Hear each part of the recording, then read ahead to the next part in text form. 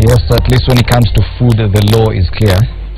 But is the law really clear when it comes to Kenyan politics? And we continue examining that with Professor Jacqueline Odwol, nominated MP, Ledama Olekina, Senator Narok, Kimani Matangi, Senator Kiambu, and Caleb Kostani, member of the National Assembly representing Soi constituency, matters of the law. And that's probably the reason why the qualifications for chairperson of the IEBC were set so high. He or she needs to have the same qualification as a judge of the Supreme Court. Yet the headline on page 6 of the Daily Nation says IEBC blunders bleeding the country dry. We need a legal mind to head the IEBC, but now we have a litany of litigation. Some of them self-inflicted, according to this story on the Daily Nation. First is a litany of cases, most of them self-inflicted, which the Independent Electoral and Boundaries Commission, IEBC, has lost at the taxpayers' expense. IEBC itself, the chairperson Wafula Chebukati, has already moved to the Supreme Court to seek clarity on his role and in terms of changing discrepancies on electoral forms.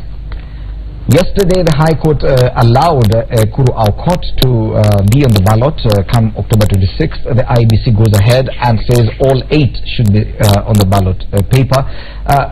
Do you agree with this headline, Senator Matangi? Do you agree, even as you, I know you want to react to some of the things your colleagues have said. Just a quick one. Yes, but do you agree on with this headline that IEBC blunders are self-inflicted? Yes, as I comment on that, let me just make one comment, because just to answer, and it's really the question you had posed first. I will not respond to what my colleagues have said, because we responded in the first place, so I don't want to make it monotonous, and they will go back to the same story which they have lost on. Now, and this was on the advantage that Jubilee draws from the withdrawal. Raila, you're the one who posed that question, and you know the problem with that question, the way you posed it, is as though Jubilee was planning with Raila to withdraw so that we can have an advantage. You anticipated absolutely. We were never, ever, and we will not even now. Let me tell you, just for the record, even if today the IEBC went and said that all those other candidates who have been enjoined would not run and Raila is not there, our focus, and you remember when this was being announced, the president was wearing red in Mombasa campaigning. The deputy was in Voi campaigning. We will campaign until the 26th, and that is the way to go. We are not changing our script. Our script is the same one we followed before the general elections of this year. Before we went on the 8th, we followed the same script. They went to the courts, they went to the streets, we went to the people. But now on this, on the question you've asked, and I really want us to really discuss this well, so that Kenyans can be able to understand that burden placed on the shoulders of IEBC. We have to deal with it, dispense of it, and Kenyans can understand. Let's first ask ourselves, and you talked about the legislation that is before Parliament. Yesterday it was in Senate, it was in National Assembly 2 days before, and you ask yourself why that legislation. And let's all appreciate, first, we are navigating ground to move the country forward from a decision of the High Court that annulled the elections, and that is the limbo that this from the Supreme Court, and that's a limbo that we found ourselves in, and we have to provide leadership from all arms of government. The judiciary did what they had to do. Now Parliament had to kick in and deal with the issues. And I don't want to be repetitive, but the Supreme Court was clear that there were irregularities and what they called illegalities. It is the work of Parliament, lawmakers, to shape the way legislation is applied to the actions of Kenyans all over from that day onwards. And that's why we went to work. Now, pose this question from that decision of the Supreme Court and what you have spoken about the IEBC, and let's remind our viewers this morning of a few facts. One, this IEBC that we have in office is barely 9 months old. The IEBC that was there before was matched and pulled out of their offices courtesy of NASA demonstrations daily, including throwing stones at View Park Towers.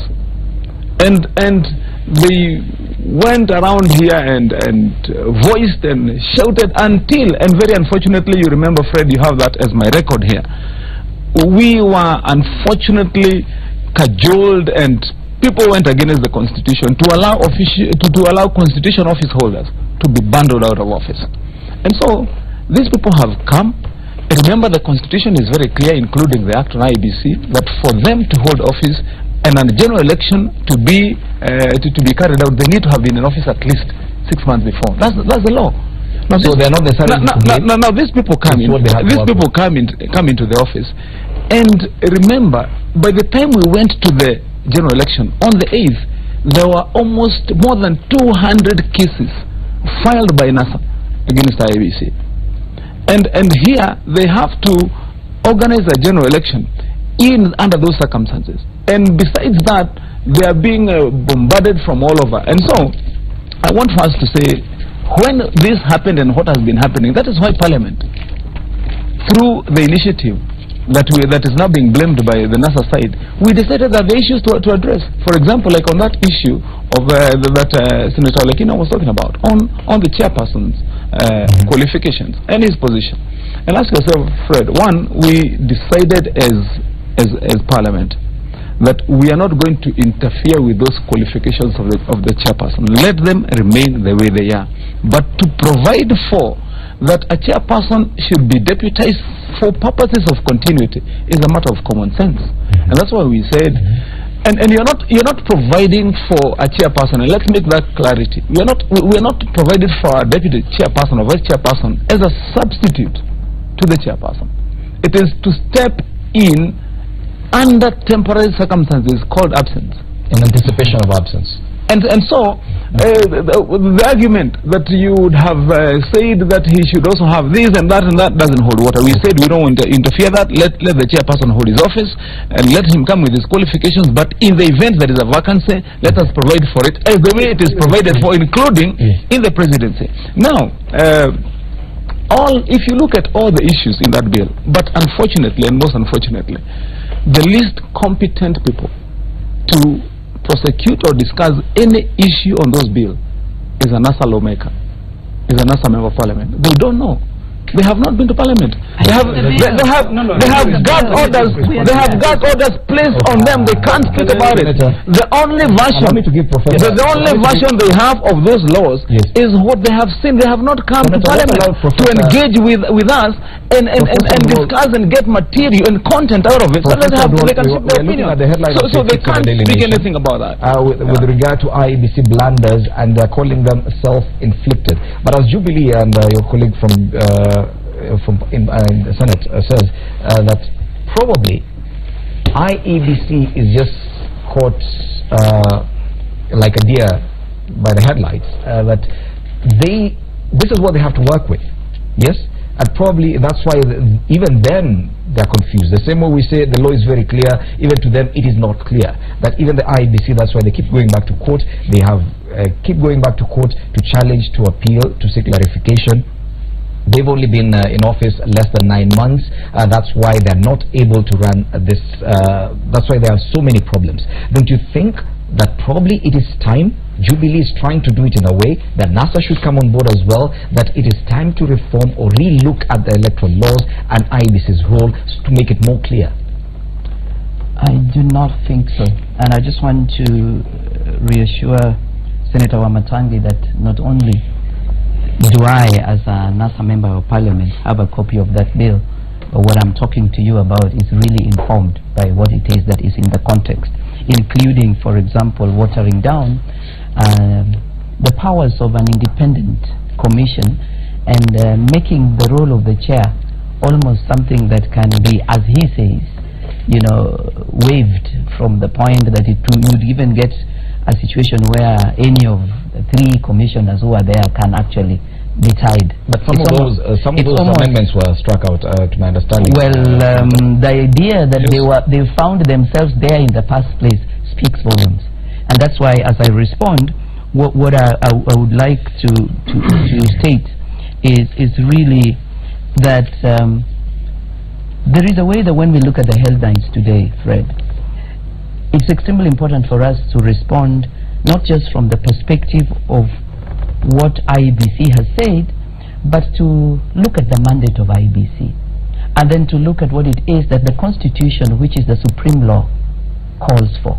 And I would like us to go back to Article 81. We want free and fair elections. There are many other laws that are going to be coming into place, including many other players like IEBC. I come back to the headline, and I would like to say that we do not need the headline today to show us that IEBC committed blunders. We only need to look back, not only at Bomas, as we watched, the very strange process of indeed declaring the results. We only need to look back and think of our screen and see figures playing. We only need to look back and hear the IEBC lawyers themselves call those statistics. So I would like to come back to where it is that, in my view, as we are seated here as parliamentarians, we would like to take Kenya. We need, even as we look at the law, to understand this is a political issue. And we owe it to Kenyans, particularly as parliamentarians, to ensure that what we are dealing with does not, in the words of Abraham Lincoln, malice towards none and charity to all. And we need to remember that party differences are secondary to the national unity and security. And wherefore, what we would want to do is to use our institutions to help IEBC to put itself in order, including where it is that IEBC would be dancing to the tune of ensuring that they are leaning more to one side than the other. I think I would like to submit that Senator Wamatangi is of the view that because Jubilee hit the road running and are wearing red, then Kenya is supposed to be happy. I think we need to ask ourselves, they hit the road running, but for what? The goal was to have elections at any cost. There was no question about whether or not those elections were going to be seen to have addressed the ailments that were there. There was no question to ensure that when you are having those elections and you are going to ensure that they take place, you are thinking of the Kenyan. There was no question, and now, you know, I will keep saying that I am on the floor, and I am glad that my voice is also ensuring that the floor will keep my honorable colleague relaxed.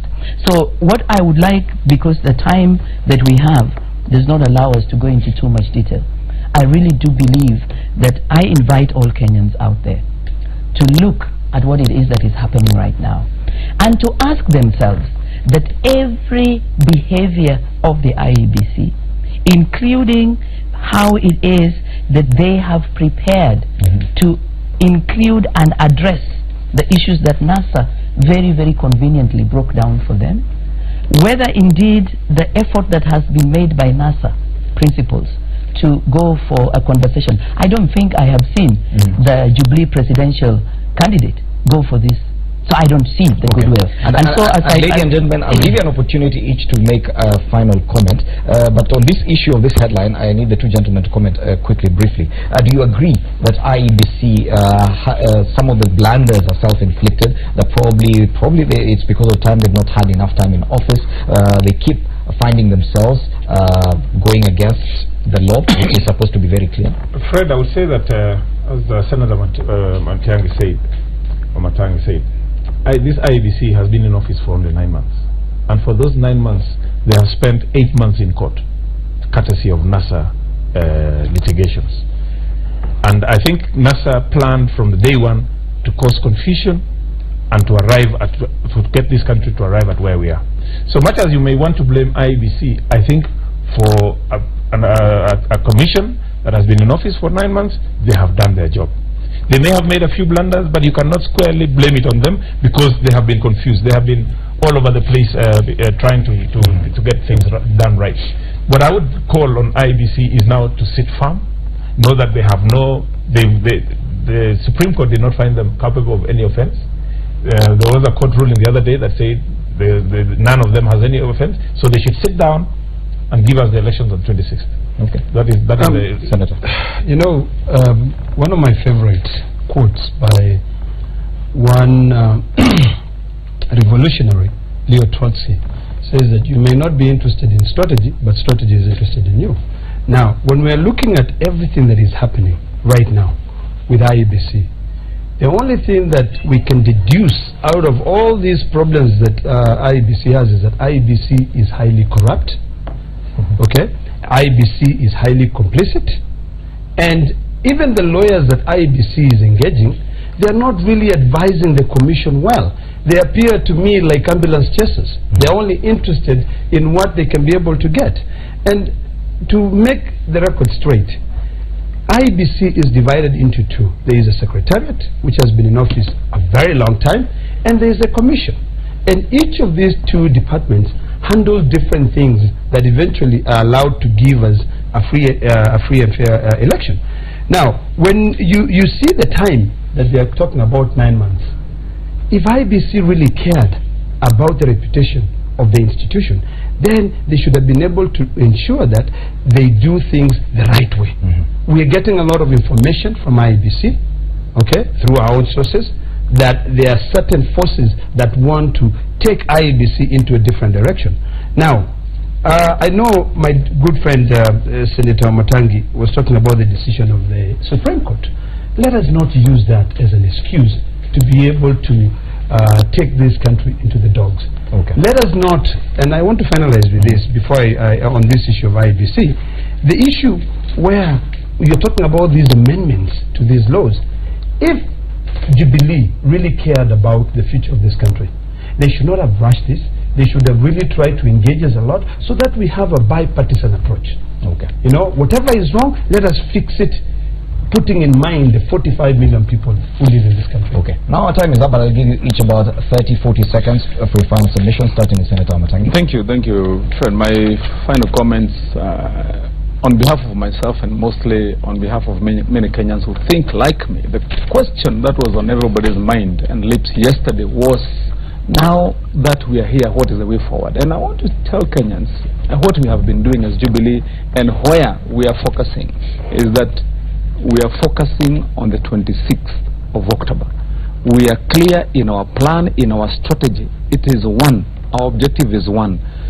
Give Kenyans that opportunity for them to go and cast their ballot. We believe that legitimacy can only derive from the decision of Kenyans on that ballot. We are not either seeking to throw anyone out of office, we are not seeking to demonstrate against anyone, we are not seeking to go and collude with anyone, throw any judge, sit anywhere to come up with some plan within judges or lawyers. We are not seeking any commissioner to be kicked out of office for us to take advantage. If there is any loophole in law, we are not even looking at it to exploit it. We are saying that the Kenyan voter is the final arbiter on this matter. That when they make the decisions on the 26th, and that's what we'll be going for, full force, full blast, going for the heart and mind of Kenyans and telling them, we want your vote. You have seen what we have done. As Jubilee, we will continue to serve you. Professor, vote for our president. And thank you very much, Fred. As I conclude, I'd like to remind Kenyans that sovereignty lies with the people.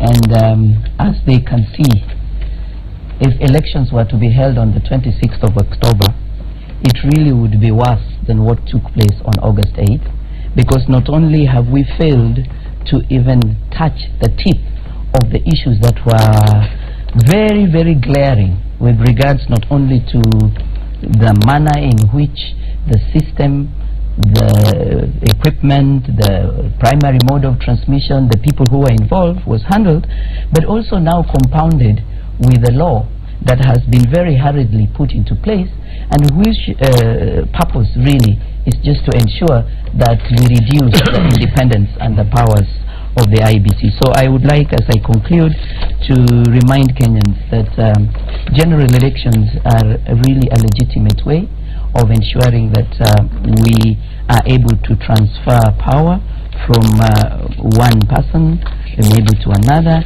and that the electorate has the power to confirm anyone who is in office or to confer to another representative. And it is my belief that Kenyans will remember that constitutional means include picketing, and I'm happy that as I was yesterday picketing in Nairobi, I'm also looking forward tomorrow, because at this particular time what Jubilee has done is locked us as minority in parliament not to have a voice, and I owe it to the Kenyans out there to join them as the people on the ground to picket, that we would have some sense that we don't just go for elections and waste taxpayers' money, but we sit as leaders, we negotiate, and we ensure that elections take place in a way that is equitable. Thank you, Professor. Bwana Kostani. Well, the definition of democracy is the minority will have their say, the majority will have their way. And that is where we want NASA to go and get themselves onto that line. We as Jubilee, we have no issues with anybody in any office.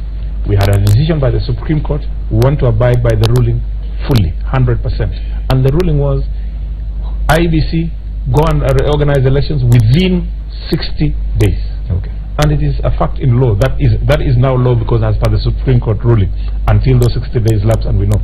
And we know what NASA has been trying to do to cause this drama so that we don't have elections within 60 days. But I want to tell them, they are saying there will be no elections. We want to tell them here, and we want to tell Kenyans, be prepared. We shall have elections on the 26th of October, and you go and exercise your right to elect. And in an election, let it be known that even zero is a result.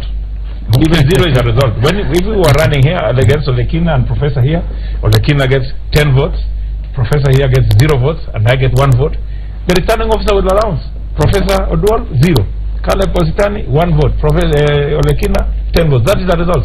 So if they are going to cause chaos, and because that's the only thing that they're going to do, we want to tell them, we as Jubilee, government is in charge, government is ready for them, and we'll have elections in all the 290 constituencies. Finally, Senator Olekina. I want to remind Kenyans that this is not a legal problem that we are facing at this particular time. We actually have a political problem that requires a political solution. And I want to urge both parties, the Jubilee and also my party, for us to look at this issue in terms of how we're going to legitimize the process versus how we're going to legalize. We know the lawyers are going to go up, back and forth, interpreting the law the way they want to do it. But I want to remind Kenyans that we have a very beautiful country. And this country, elections laws should not just be amended by a few. The way I look at it is that these are being amended to benefit a particular group of individuals. I think we need to take this country to another level whereby we can be able to amend laws through a bipartisan way. I still hold the view that we are not ready to hold the elections on the 26th, and I want to encourage Jubilee to actually move away from that. Let us fix the problem that we have at IEBC. Okay. We have consistently put out there that there is a lot of complicity in the part of IEBC in how they do the work, even how they award the tenders. There's a lot of so many problems that we ought to really change. Okay. And finally, I think in this country we have a constitution, a very good constitution. It is wrong for Jubilee, and this is what Jubilee is doing at the moment. They are now thinking, contemplating, coming up with new laws to be able to limit our right to picket as provided by Article 37 of the Constitution. I want to remind Jubilee that whether you bring them or not, we will continue exercising our rights for people to know. And the laws that you passed yesterday, be prepared for a lengthy legal battle to annul those election laws. Thank you so much, Senator Olekina. We do not have time. You can also continue engaging my panelists at Ledama on Twitter. That's the Twitter handle, at Siko Sitani, at K Wamatangi. For Senator Wamatangi, Professor Oduor is still not on Twitter. I encourage you to get on Twitter because yes, there is one of our viewers who's asking, who is the lady at the panel today, Citizen Kenya, speaking lots of sense, Sana? They need to engage you. That's at Eric Onchonga. Remember this Kenyan proverb, the law is very clear. Power Breakfast still continues. Chef Ali in the house. My name is Fred Indimuli. Good morning.